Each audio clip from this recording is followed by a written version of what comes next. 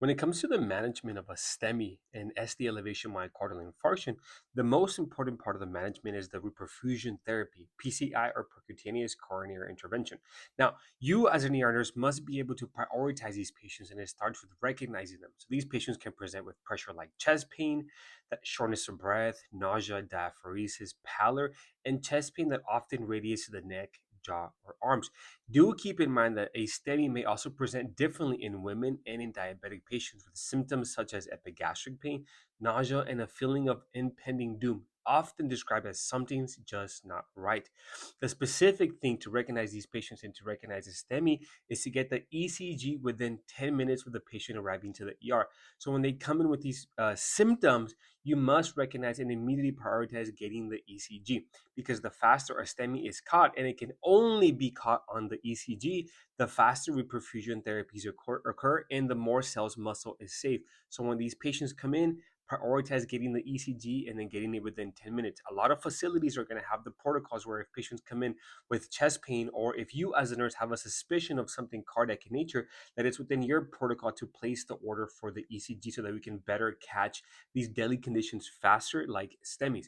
Now, you know that a ST elevation myocardial infarction is a full blockage or near full blockage of a coronary artery that includes blood flow to that section of the heart. If it's left untreated, cells will begin to die off, and it will eventually affect the heart muscle and how it contracts.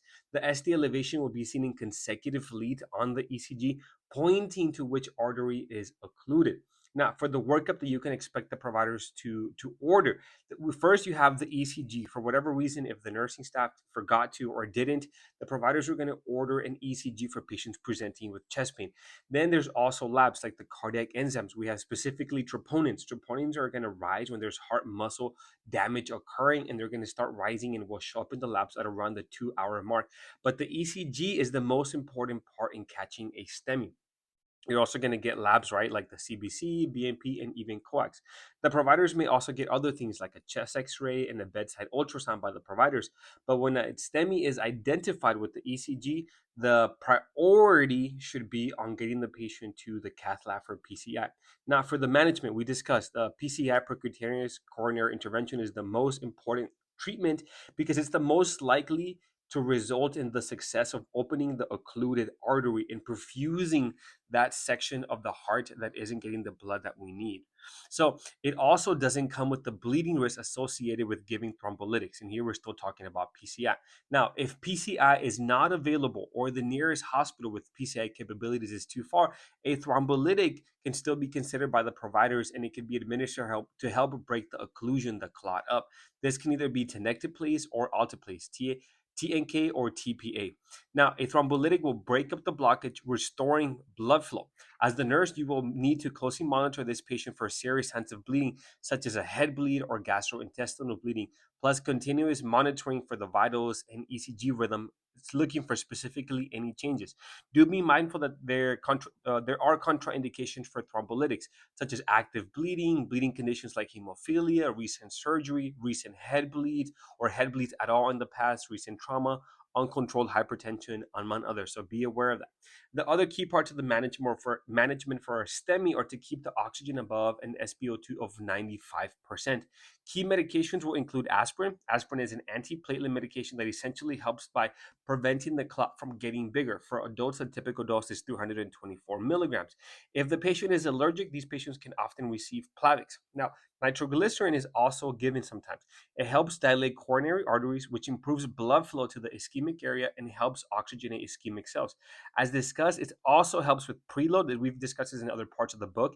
It helps with preload and afterload reduction, which decreases the workload on the heart, demanding less rep.